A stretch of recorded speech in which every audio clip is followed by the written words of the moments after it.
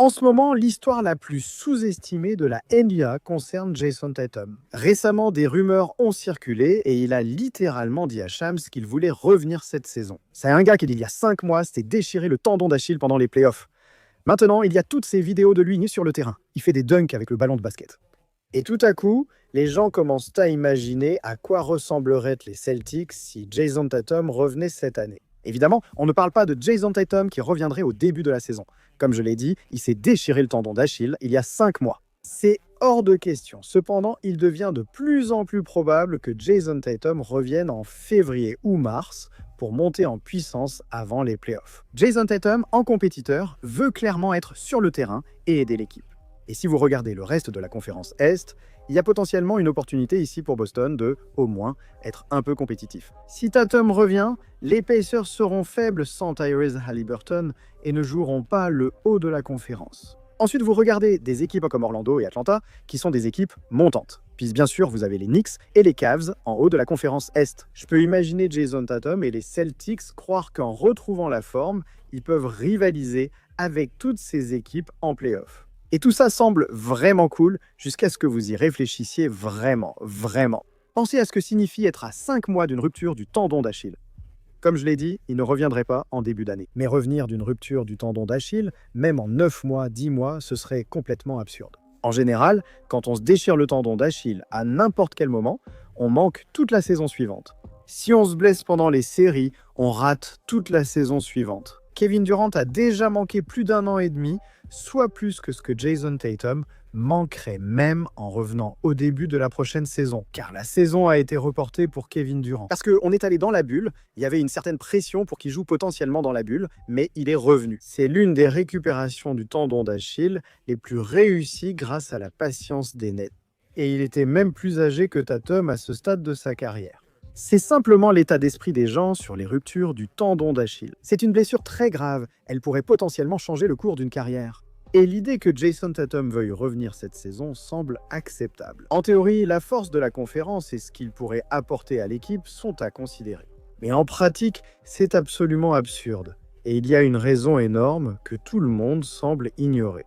Ce ne sont pas les Celtics de 2024. Jason Tatum ne revient pas dans une équipe où, même à 100% avant sa blessure au tendon d'Achille, il ne serait pas disponible en milieu de saison. Même si tu avais ce gars-là, ce n'est pas une équipe de basket compétitive pour le titre, je devrais dire. Ils ne le sont pas. Ils ont choisi de se séparer de Jrue Holiday, Kristaps Porzingis. Ils ont laissé partir Bigal et Luke Kornet pendant l'intersaison parce que, premièrement, ils voulaient économiser beaucoup d'argent, mais deuxièmement, on supposait que Tatum ne reviendrait pas à temps. On peut être mauvais cette année, de toute façon, on ne sera pas vraiment compétitif cette saison. Obtenir un choix de draft ou au moins une année de transition. Économiser de l'argent, réinitialiser puis récupérer Tatum pour la saison 26-27. C'était le concept pour toute l'intersaison à Boston. Et tout cela tournait autour, oui, d'économiser de l'argent. Jason Tatum ne joue pas cette saison à cause d'une déchirure du tendon d'Achille subie pendant les séries éliminatoires. Pensez que Jason Tatum va simplement revenir dans ses Celtics, où je pourrais avoir des minutes importantes au front-court. Si tu regardes vraiment le tableau de profondeur et l'effectif sur le front-court, à Boston, c'est atroce. Même si tu mets Jason Tatum là-dedans, à 85%, ce n'est toujours pas terrible. Tu as Peyton Pritchard, Derek White, Jaylen Brown et Jason Tatum. T'as 4 titulaires solides, tu peux mettre Anthony Simons et choisir le 5e librement. Le problème, c'est le reste de l'effectif, il manque clairement de profondeur, on l'a déjà évoqué dans plusieurs vidéos. Je pense que les gens sous-estiment à quel point l'effectif global est des mauvais à Boston. Quand on enlève les 3 meilleurs joueurs, et puis bien sûr, si Tatum joue, on enlève les 4 meilleurs joueurs.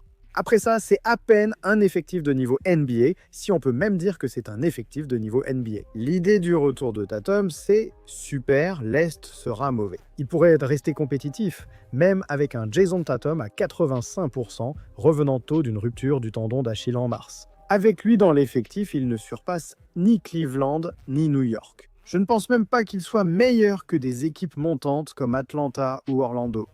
Alors pourquoi risquerais-tu de revenir rapidement de blessure dans une équipe de Boston qui n'est peut-être pas si bonne que ça? Tu pourrais viser le play-in quand Jason Tatum reviendra, juste pour enchaîner directement avec des playoffs difficiles et ensuite peut-être jouer, quoi, 5 matchs de saison régulière, 7 matchs de saison régulière, il enchaîne directement avec les playoffs, il joue peut-être 4 ou 5 matchs. Tu prends le risque d'une blessure, c'est un énorme risque pour un gars qui est le joueur phare de ta franchise. Pour la plupart, ça devrait aller d'ici le début de la prochaine saison. Tu risques tout ça pour essayer, peut-être, de gagner une série de playoffs en tant que 8e tête de série. Je ne comprends pas. Évidemment, il y a beaucoup de variables en jeu ici. Si les Celtics comptent 25 défaites de plus que de victoires en février, Jason Tatum ne jouera pas. En cas de 10 victoires de plus que de défaites, il jouera. Peut-être que tu peux te convaincre que le retour de Jason Tatum a du sens. Mais pour moi, je ne peux pas comprendre qu'on puisse envisager que Jason Tatum joue cette année.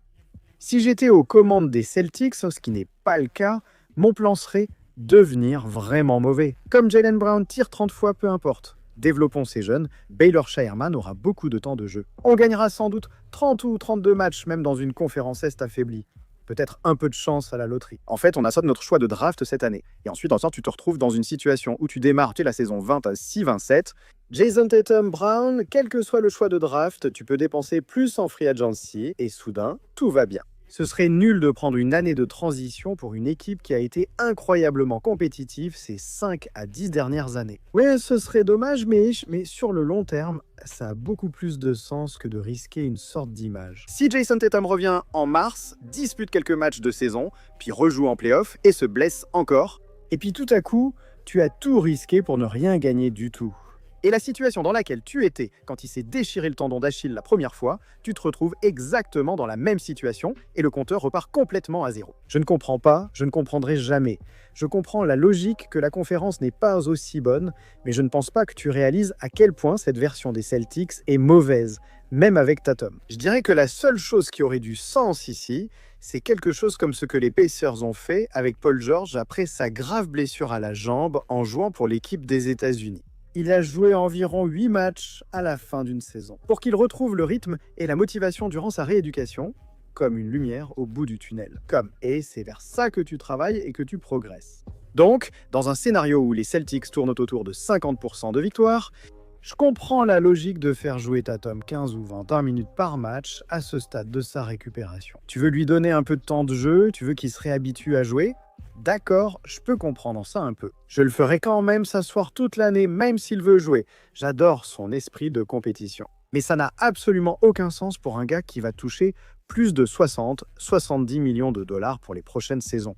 Ce gars-là ne peut pas être à 80% de ce qu'il était avant. Ce gars doit retrouver 90 à 99% de son niveau d'avant sa rupture du tendon d'Achille pour que les Celtics aient une chance dans les prochaines saisons. Si Jason Tatum ne se remet pas complètement de cette blessure au tendon d'Achille, s'il revient trop tôt ou pour toute autre raison, cela change complètement et ruine en gros tout ce que les Celtics pourraient espérer être au cours des prochaines années. C'est un risque énorme.